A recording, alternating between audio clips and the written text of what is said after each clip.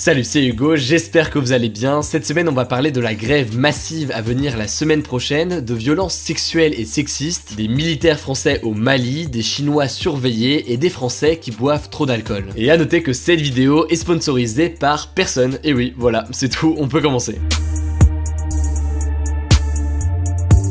La première actu concerne donc le Mali où 13 militaires français de l'opération Barkhane sont morts lundi 25 novembre lorsque leurs deux hélicoptères sont entrés en collision. C'est l'une des plus grandes pertes pour l'armée française depuis un attentat à Beyrouth en 1983 qui avait fait 58 morts. La France intervient au Mali depuis 2013 et dans l'ensemble de la région depuis 2014 pour arrêter la progression de groupes djihadistes. Des groupes terroristes liés à l'organisation État islamique ou à Al-Qaïda au Maghreb islamique sont très présents dans la région du Sahel. Le Sahel couvre notamment le Burkina Faso, le Tchad, le Mali, Niger et la Mauritanie, une région au total aussi grande que l'Europe. Avec 4500 hommes, c'est actuellement la plus importante opération extérieure de l'armée française. L'ONU intervient aussi dans la région avec la mission MINUSMA et ses 13 000 soldats depuis 2013, mais c'est bien surtout la France qui est sur le devant du front. Concrètement, l'opération Barkhane a deux objectifs, traquer les mouvements djihadistes en soutenant la population et former les armées locales à la lutte antiterroriste. Mais cette mission est de plus en plus critiquée, déjà parce qu'elle coûte cher à la France, 700 millions d'euros chaque année,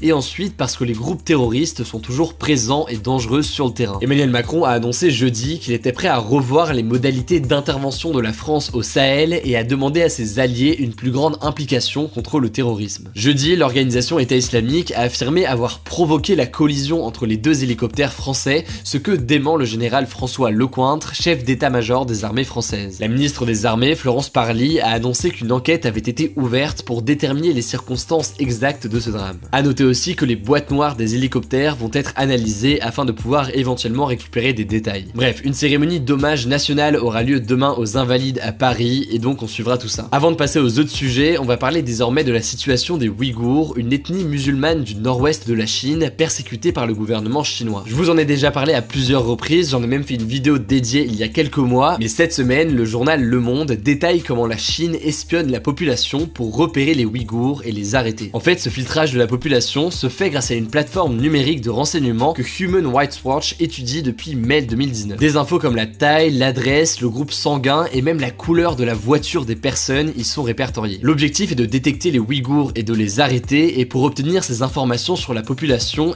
Pékin a recours à la reconnaissance faciale et à des interrogatoires de police, entre autres. Il existe même des renifleurs de réseau, c'est-à-dire des bornes qui collectent les données des smartphones quand on la traverse lors d'un contrôle par exemple. Selon des chiffres repris par l'ONU, c'est plus de 1 million de Ouïghours sur une population totale estimée